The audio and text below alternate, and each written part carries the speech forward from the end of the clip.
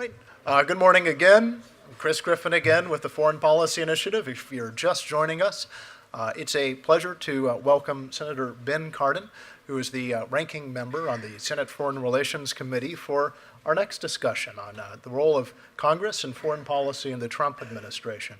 He'll be moderated in conversation by Ambassador Kristen Silverberg, who is Managing Director and General Counsel at the Institute of International Finance. Kristen is well-known and well-respected among all of us in Washington, in particular for her service in a number of senior capacities during the Bush administration, including as United States Ambassador to the European Union, Assistant Secretary of State for International Organizations, and also in the White House and in Baghdad. It's great to have a speaker and a moderator who share what for us is an organizational interest in the promotion of human rights and democracy and strong American leadership in the world. I ask you to please join me in thanking and welcoming Senator Cardin and Ambassador Singh. Thank you very much. Well, Senator, it's always an honor to hear from you. And so, I have dozens of topics I'd love to talk about. So I thought I'd just hop right into it and then hopefully save about 10 minutes at the end for audience Q&A. When we first scheduled this panel on foreign policy in the next administration, I was 100% confident we would be talking about the Clinton administration. So much for my political. Not alone. So how are you? You've spent a few weeks kind of getting your mind around how you're going to approach foreign policy under the Trump administration. Can you say a word about that? Well, Kristen, first of all, thank you for your public service, and it's really wonderful to be here. But you're right, it's a little bit of a surprise. When we accepted this invitation, we had outlined our comments about how the Clinton administration would carry on from the Obama administration. So now we're talking about the incoming Trump administration. It's going to be different. There's no question it's going to be different. But the Foreign Policy Institute, one of your goal was to robust support for democratic institutions and human rights. And that's under attack today. That's under attack. And the principal opponent is Russia and what they are doing. And I think there's going to be a great deal of concentration on Russia. Russia is using its influence to affect the geographical boundaries of democratic independent states, as well as democratic institutions within these democratic states. And their target, quite frankly, has been their neighborhood, the former republics of the Soviet Union, but also the former communist bloc, and then beyond, including the United States of America. So we all see what's happened in Ukraine, and we know that Russia has invaded the territorial integrity of Ukraine. We know that they're continuing to disrupt the development of Ukraine as an independent democratic state. But we also see their activities well beyond Ukraine. Of course, in Moldova and Georgia, there's physical presence of Russia's aggression. But recently we saw an attack here in the United States, a cyber attack, where they compromised our cyber information and then used it to try to discredit the American democratic election system. It was not, in my view, and I think in the view of experts, an effort to elect anyone specific as president, but it was an attempt to discredit democratic elections, that's not the best way for countries to survive. So when you look at the Foreign Policy Institute and your objective to robust support for democratic allies and human rights, it is under attack, and we need to do something about that.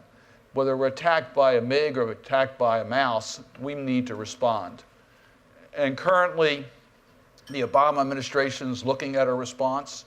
I've encouraged them to take a pretty robust response. I am developing legislation that will give us additional tools that we can use against Russia. It's going to be a bipartisan effort. Senator McCain, Senator Graham's already talked about efforts in this regard. Senator Shaheen is also actively engaged. There are many of us who are working on how we are going to respond to the Russia aggression. But this aggression is, again, not just limited to the United States, not just limited to their neighbors. We see what Russia is doing in the Middle East and Syria, the impact it's having on supporting the Assad regime. What they're doing there affects what Iran is doing. Iran, of course, affects the entire region. So there's a lot of issues we could talk about. But let me just try to tie this first to the Trump administration. I know we talked a little bit before I walked up here. The Trump administration has a significant problem in that Donald Trump has holdings globally, including in Russia. And that his statements about Russia have me greatly concerned, have many members of Congress greatly concerned, because Russia's not our ally or friend. They're a bully, and they need to be treated that way. You got to stand up to a bully, and you got to make sure that they understand that the leader of the free world will be there with our democratic allies. And first and foremost, Mr. Trump needs to insulate himself from his business interests. And I introduced the emolument clause resolution yesterday to make it clear that the only way the incoming president can do this and adhere to the Constitution of the United States, which is the oath he will take on January the 20th, is to make sure that his business holdings are removed from his control. There are two ways to do that: a blind trust or to divest. And I am hopeful that he will take those steps. Now, I am mindful of the statement he made just today or yet last night that he will set up a way that he'll isolate himself from his business dealings. We'll take a look at that. I think it is in response to many of us saying you can't do both. But that's going to be very important to have the leader of the free world, the President of the United States, having credibility in dealing with our democratic allies as we stand up to Russia's aggression, whether it be in Europe or whether it be in their support in the Middle East, or whether it be their attacks here in the United States. I think your comments on American support for human rights and democracy overseas, I think, are very important. And you've, of course, been a leader on the anti-corruption and human rights side. But it seems to me one of the challenges is domestic support here at home. I mean, I was disappointed by how little those issues played in the current elections. And I'm wondering if you have thoughts about what we can do to actually secure the bipartisan consensus that America needs to be at the forefront of those issues. Well, first of all, no, I'm not surprised that those issues don't play out well on Election Day. Election Day are going to be about basically economic issues. We know that which controls most of the undecided voters. They're going to be concerned with how the next president and the next congressman or senator, what they're going to do to help their life. So they're going to be interested in jobs, they're going to be interested in higher education, they're going to be interested in health care. And America's global leadership is not going to be first and foremost on their minds. But make no mistake about it, America's global leadership is critically important. We're the only country in the world that can advance good governance, human rights, anti-corruption. If America doesn't lead, there will be no efforts globally to make these priorities. Recently, I was at a National Security Council meeting, and it was called because of the concern of the growing corruption problems globally and the impact it has on America's national security. If you're looking at the cancerous that is affecting stability globally, it's corruption. And America needs to be at the forefront to fight corruption.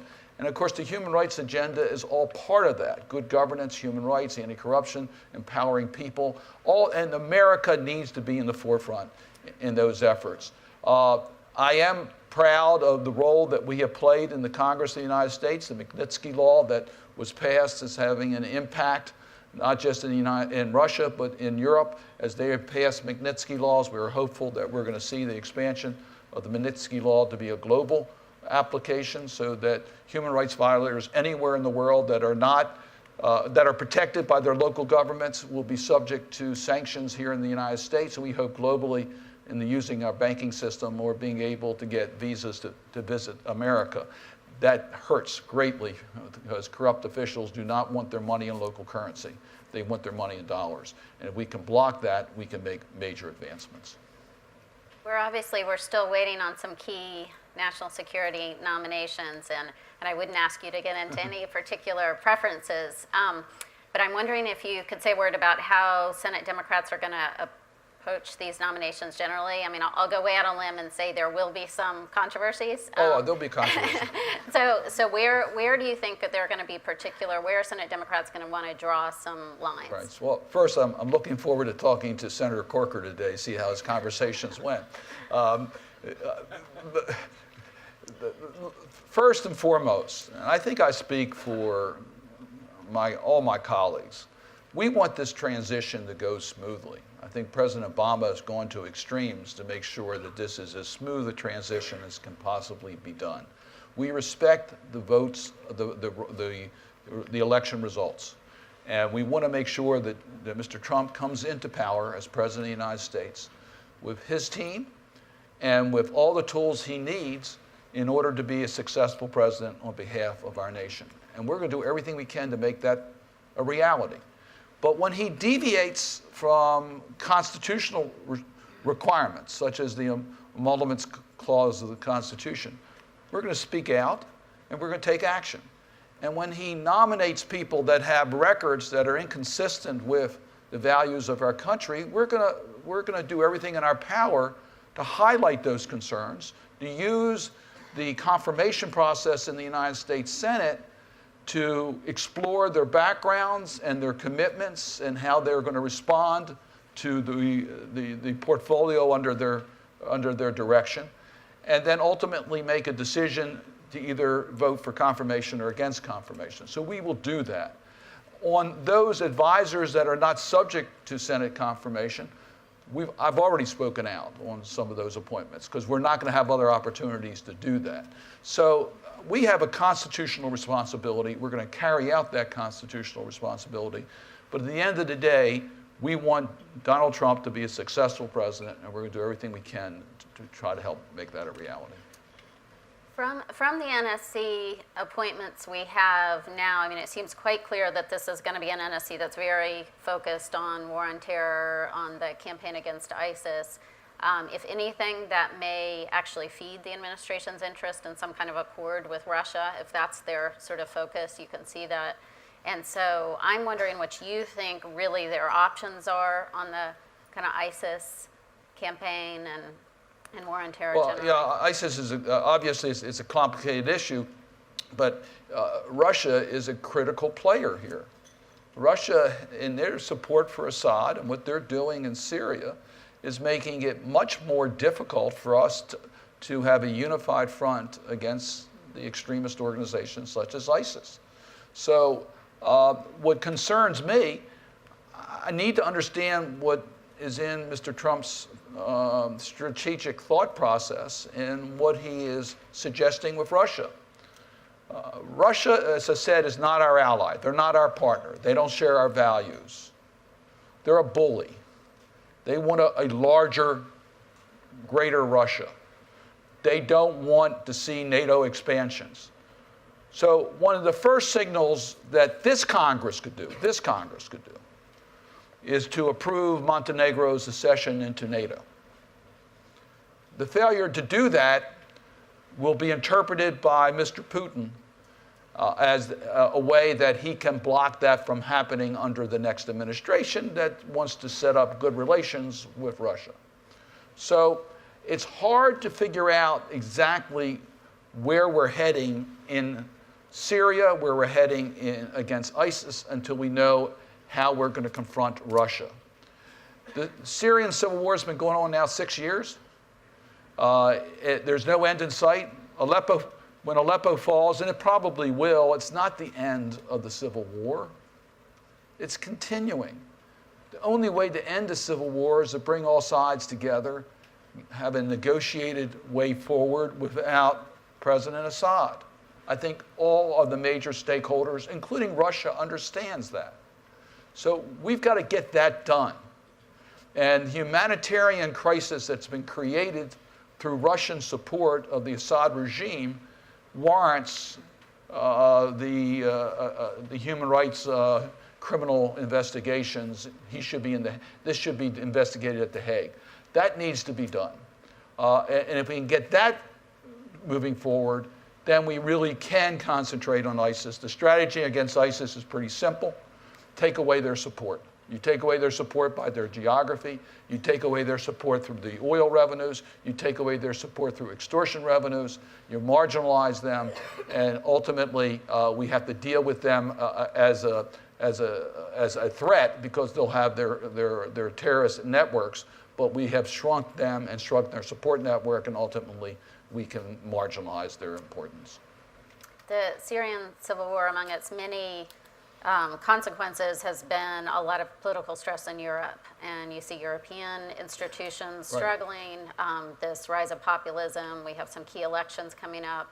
Do you have thoughts about what the U.S. should be doing to support Europe at this point? Well, you're right. We have critical elections coming up, and the inward thinking is not just in certain European capitals that we've seen in their elections. We've seen that in Great Britain in the Brexit vote. We saw it as part of the vote here in the United States. It's now a major issue in the French elections. So it is really becoming a very critical issue as to whether nations are going to look inward. You can look inward, but you're still going to have the refugees. Refugees are in danger of their life. And that's the reason they become refugees. It's not safe to be in Syria today. That's why people are leaving Syria and risking things like traveling over dangerous waters and dangerous borders and hostile communities. They do that because they have no choice, by the millions. And with a civil war continuing in Syria, those numbers are going to continue. The impact on Europe has been dramatic. Dramatic. I understand that. The impact on the United States has been minuscule, if at all. So, yes, as I said earlier, the United States is the leader of the free world. We believe in human rights. We believe that people should be able to live and raise their family without fear of their children being kidnapped as soldiers or killed, and that women have the right to go to school and be educated and advance. That's what we believe in. That's what we fight for. So if we can look inward rather than globally, there will be no global leadership. The refugee crisis will get worse. It will lead to instability in other countries. It will affect America's national security interest. So we need to be aggressive in saying we need to be part of the solution of the refugee issue. Obviously, the way to solve the refugee issue is to solve the unrest in the countries. We've already talked a little bit about Syria, but it's more than Syria. We know what's going on in Africa. There's a lot of places in the world where refugees are increasing. We've got to work as an international community to resolve those issues, but we also have to recognize that we have a responsibility in regards to the refugee issues, more than just financial. We got to take a fair share here in the United States. Do you have a thought about the future of TTIP? I mean, it's on life support, I guess, right now. No, it's off life support. No, it's off life support. Taken off It's of life support. flatlined. So, there was also discussion about whether an FTA with the UK would make sense at some point. I mean, do you have a sense of what is the future of our sort of trade negotiations with Europe? I really don't know how the Trump administration is going to deal with trade policies. They've also talked, in addition to saying TTIP is over, they've also said that NAFTA might be over. It's a lot of agreements, and of course did you say TPP or did you say TTIP? I said TTIP, but I want to ask you about TPP too. I thought we were talking about TTP. TTIP. No, that's not on life. That is on life support. That's possible. It's possible you can get a TTIP agreement because it hasn't been concluded yet. So the Trump administration could take credit for concluding it in a way that is beneficial to the United States. Trade agreements. America's in a global economy. We need trade agreements. We need fair trade agreements. We need a level playing field. And yes, for many years, the United States has not been aggressive enough on non-tariff barriers. So for a long time, intellectual property was not as aggressive as we needed to make it, and we should have made it stronger. Service industries were never treated as fairly. Currency manipulation is still not being dealt with, where we've been disadvantaged by many countries around the world, China being the number one country, but there are other countries. On dumping issues, we haven't been as aggressive as we need to be. There's areas on labor and environment, of course, we're late to the table to deal with labor issues and environmental issues. So there are a lot of issues that need to be dealt with. Europe is probably a country where we could complete an agreement, but there, the battles are going to be on agriculture. They're going to be on areas in which Europe has been very difficult to the U.S. Producers. And I don't know whether a President Trump will take a tough position and therefore not be able to complete an agreement, or whether he will moderate some of his views on TTIP. On TTP, that's a real void. Look, I think we need a TPP agreement. I'm not suggesting the one negotiated was the best one. It couldn't have been done better and should have been done better. We're dealing with communist countries. When you're dealing with communist countries and trade agreements, you really need to make sure you have strict enforcement on governance issues in the agreement. And we can always do better there. So I'm hopeful that we will not give up with Vietnam, that we won't give up with other countries in trying to develop trade relations, because if there's a void, China will fill that void. And I think it's important that we are actively engaged in those areas, but they're going to have to be agreements that have broader support here in the United States. Otherwise, it won't get done. So the Trump administration is going to have to reach out and get broader support. They're going to have to bring in organized labor, because we're going to need support from organized labor on trade agreements in order to get those types of agreements done. And well, and I think your point on China is an important one. You know, while we're getting our ducks in a row on TPP, the China-led agreement is moving ahead. Australia has now decided to join. And you know, I really wonder at the end of the Obama administration, what's our assessment of where we are in the rebalance or the pivot? That obviously this is something on which there's bipartisan agreement that we really need to invest in Asia, but... Well, I think, well, first of all, the Obama administration has been very strong on maritime security issues. We have used our military very, very much so. We've had physical presence. We have challenged China directly. And China has pulled back. They've done things that are unacceptable, don't get me wrong. But they recognized that we were prepared to take more aggressive action. And they did not want to see a military confrontation. And I think we were able to make certain progress. We challenged, of course, their fly zones. We've challenged a lot of what China has been trying to do in regards to their exclusive control areas that are unilateral decision-making rather than negotiating with their regional partners. So we've made some progress, but we've seen in the regime in China, Xi regime, that they have backtracked on a lot of the good governance, human rights issues and opening their society. And that's not good. It's not good for China. It's not good for the United States. It's not good for the region. So what I hope we'll see moving forward is that the reform process that started in China several decades ago and made some progress, that they'll get back on that reform pattern to energize the entrepreneurial spirit more in China, allow people the opportunity to really express themselves and to be able to advance. They make too many decisions about young children too early in life. So there's a lot of things that have to be done in China that I think the United States can do. But we're not going to be able to tell them to do things and they're going to say, yes, we'll do it because the United States wants us to do things. It's got to be in their interest. They have to understand that. And the United States foreign policy needs to reflect that. And that's what diplomacy is about. That's what soft power is about. And one of the interesting points, as you mentioned Donald Trump's, at least the list of people who are seeking to become part of his cabinet, or he wants as part of his cabinet, there are a lot of military people there. And I'm not against military people. We need military people. But we need to understand that soft power, the civilian control, is critically important to America's goals. We don't have a large budget for diplomacy. We need a larger budget for diplomacy. We don't have a large budget for development assistance. We could use a larger budget for development assistance, particularly as it relates to developing democratic institutions. And if we did that, I think we could help countries like China in a way that it would be in our national security interest. It would allow China to grow as a stronger country as we want it to be.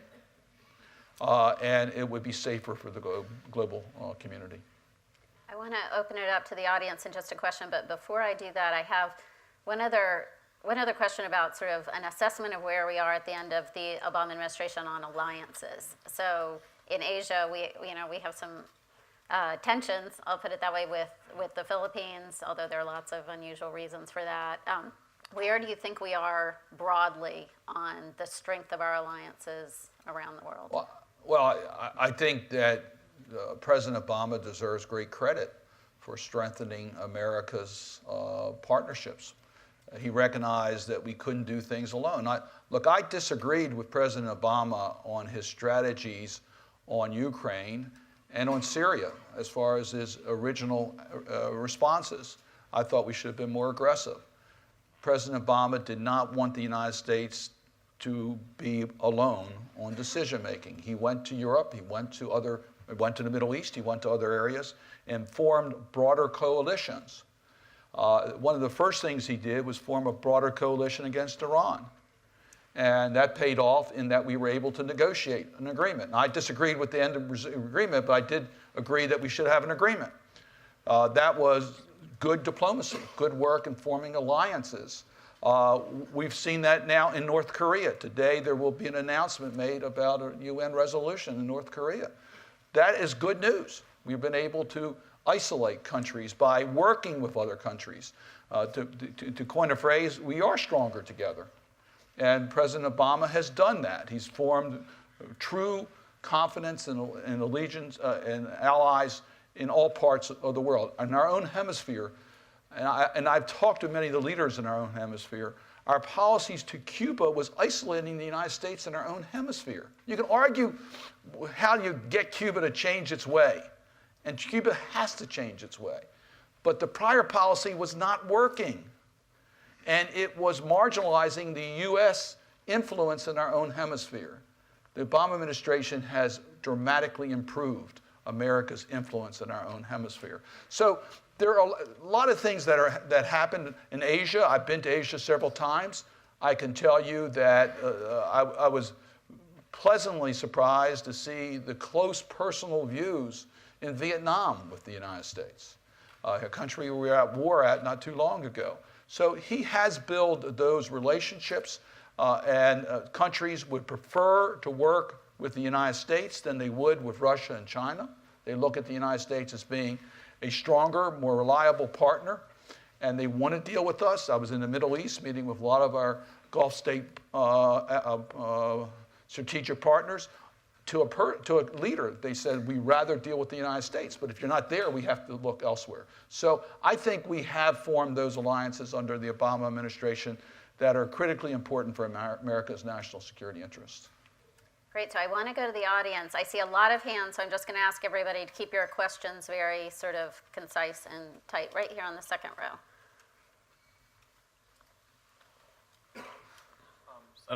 Senator, you talked about Montenegro and NATO. What is your opinion on perhaps sending an invitation to Ukraine and Georgia to enter the alliance as well? Well, Ukraine and Georgia are going through a process with NATO. Make no mistake about it, Russia is doing everything in their power to make that as difficult.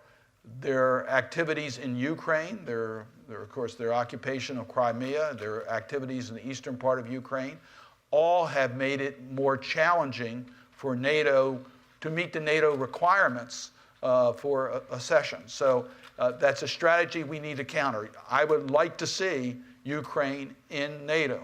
So I would like to see us develop a path where they can get there. The same thing's true with Georgia. I would like to see Georgia in NATO. Russia, again, is occupying or is encouraging the occupation of the territories in Georgia. They recognize as long as they can continue that uncertainty, that because of the border uncertainty issues, it's unlikely that Georgia can make it to full participation in NATO. So we should counter that by showing a way that they can get full participation in NATO. So I very much want to go on a path that we can get there. That will require U.S. leadership because We are more interested in that expansion than some of the European countries are, and you have to have, of course, consensus for NATO expansion. So it will require America's leadership with our NATO partners. Great, let's go over here. Yes, right there. You, yeah. I would say dark suit, white shirt, but anyway. Thank you. My question concerns alliances. You previously spoke about the importance of them, but I want to wonder, given the rhetoric of President-elect Trump and some of the people in his senior cabinet who are discussing sort of a racketeering idea when it comes to NATO, what does this portend for the Baltic republics in particular? Is their defense any less secure now that we have a president talking about a rapprochement with Russia? And furthermore, is there any alternative security guarantee they could give themselves or pursue as an independent foreign policy if they had to? Thank you. No, it's a great question, and a lot of things that Mr. Trump said during the campaign and even after the campaign have me greatly, greatly concerned, and it goes well beyond foreign policy issues. Okay? But so it has me greatly concerned. I've also been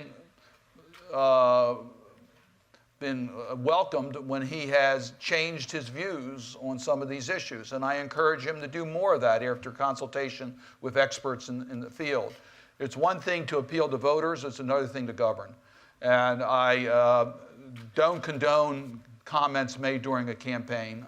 I think you should have a moral standard in a campaign. But I do want him to govern properly. So that I hope he will take this advice. And as it relates to Russia, I hope that he will understand Russia's danger to the United States and to the region. The Baltic countries, there's so many countries in that region that are justifiably concerned as to what could happen. Some are our NATO allies, so we have security arrangements. We had, as you know, the security initiative under NATO in the United States, which I think was the right way to go, to show physically that we're there, and we have increased that dramatically. I am suggesting that we have a democratic initiative for democratic institutions similar to what we did for military institutions, so that we can provide real support to the democratic institutions. You're finding more and more NGOs being threatened, and more civil societies being challenged. We should be providing significant support to make sure those institutions remain strong, particularly starting with our democratic allies, because there is a concern that some of our democratic allies, including NATO allies, may go below the threshold that's acceptable for us for a democratic country. Russell, you had a question.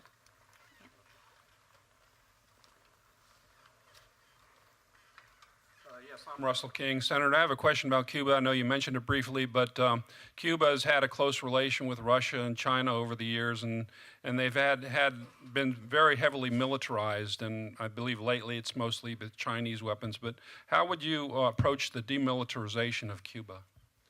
Well, Cuba, obviously, because how close it is to us, the history we've had with Cuba, the way I would approach Cuba, first and foremost, is very similar to what President Obama is doing. We need more people-to-people contact. We need more business-to-business contact. And yes, we need military-to-military. We have to understand their military and understand it better. So I think we need to really reach out to try to break the isolation that's existed between our two countries. And I could give you chapter and verse on this, and some business people I've talked to, what they have to go through with Canadians in order to be able to get the type of information they need from Cuba. It's just ridiculous. So, but make no mistake about it, Cuba's government is repressive. It's repressive to the economic growth of their country. I am shocked at how backward they are on dealing with business issues in that country. Now, I've had business people from my state who've tried to do business in Cuba, or trying to do business in Cuba, and it is very tough. I've had, if you go to Cuba, you'll see how it's so unfriendly towards commercial activities. The way they treat their citizens is terrible, repressive. Opposition is not allowed, the press is controlled. There's so many things that need to change for them to be able to grow the way they need to. And then the military. What is their intentions for their military? We need to know. Why do they have the capacity? What's their fear? Who are they worried about? So that needs to be changed. So yes, I do worry about their military, I do worry about their human rights violations, and I do worry about their repressive economic system in a country that's so close to us. And we need to have a strategy to change all three of those, but you don't do it by a policy that's failed for decades. Let's take two more because we have to keep the senator on schedule. Over here on the front row. Yeah. Senator, one of the things you've addressed a lot today is strengthening democracies abroad and strengthening our allies, specifically the ones that are democracies and ones that we've entered in alliances. But my question for you is, why do you feel it's important, or so important, to send more money overseas when most Americans would argue that we have massive shortcomings at home and we need taxpayer dollars to be spent on education and healthcare reform and issues that affect our citizens? Mm-hmm. No, I thank you for that question. I would just argue we don't send massive sums overseas. We just don't do it. It's a very small part of our budget. Our total soft power budget's about 1% of the federal budget. It's a small percentage of our national security budget. The largest part of our national security budget are our soldiers and our weapons, as it should be. The generals will tell you that the monies that we spend on development assistance saves money on the military side, the Department of Defense side. It saves lives.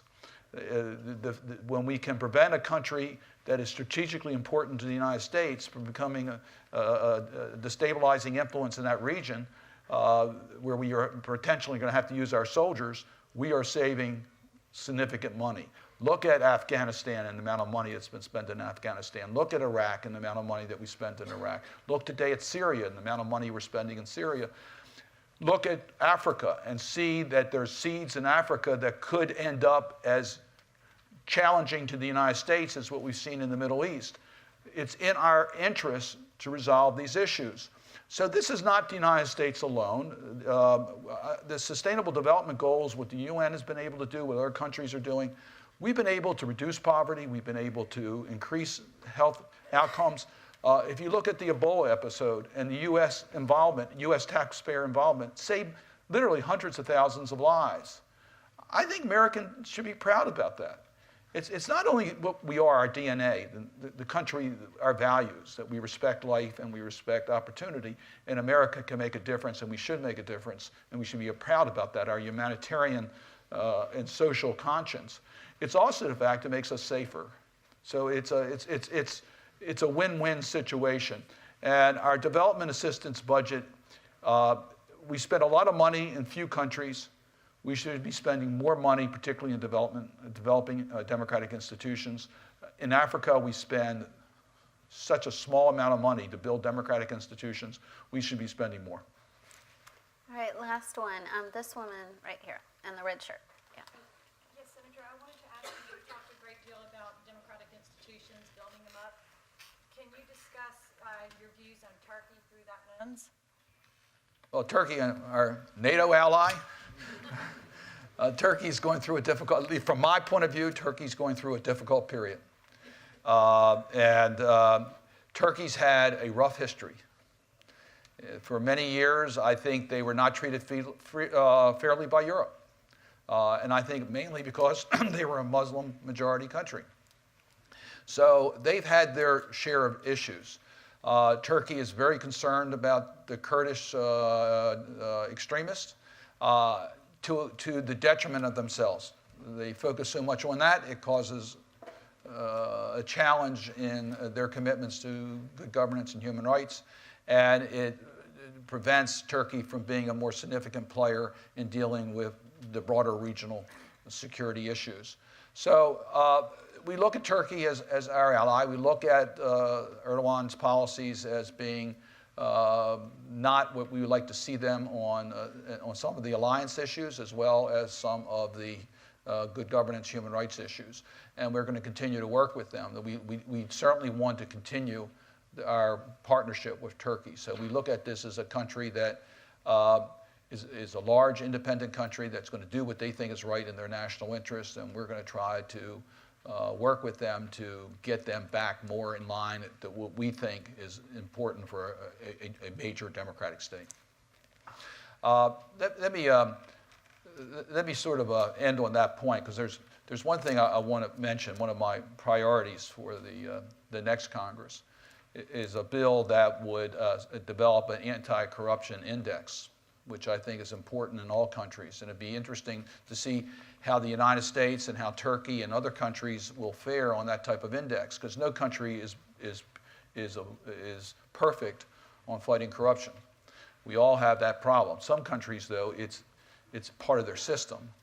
And we saw on trafficking in persons that when we put a spotlight on acceptable practices in combating modern-day slavery, we were able to make significant progress in reducing the amount of trafficking. I was just recently in India, and it's a big issue in their country today on how they're dealing with trafficking. So, and our work on that has been principally responsible for the type of changes that we're seeing take place in India. So I am hopeful we can use that model to put a spotlight on all countries that can do, all of us can do better. And and I'm not picking on Turkey. I really am not, because I wouldn't put them as being one of as being that. They're not. They're within range where we can make some additional progress, as we all can. But I think every country could benefit, and then America again is taking the leadership. And once again, this could really help our national security. As it was pointed out to me, corruption is so devastating to the international community. So that's one of the bills I'm going to be working on in the next Congress. I have Republicans who are very much interested in this. I am hopeful that Congress will do what we need to do in foreign policy as well as other areas. And this was a conversation I had with several Republicans before the election and since the election. As you may be aware, there's been serious concern by Republicans that Barack Obama has abused his power as president, that he's used his power stronger than it should have been used. And the general view among both Democrats and Republicans is that presidents abuse power or do things that they shouldn't do through executive action because Congress has not acted. On immigration, we should have acted. On climate change, we should have acted, Congress. We didn't. And as a result, President Obama felt compelled to use the power he had as president. Fast forward to January 20th of next year. I think it's incumbent upon Congress to act. We've seen many statements that Donald Trump made during the campaign that are out of step of what I think the majority in Congress believe is the right policy for our country.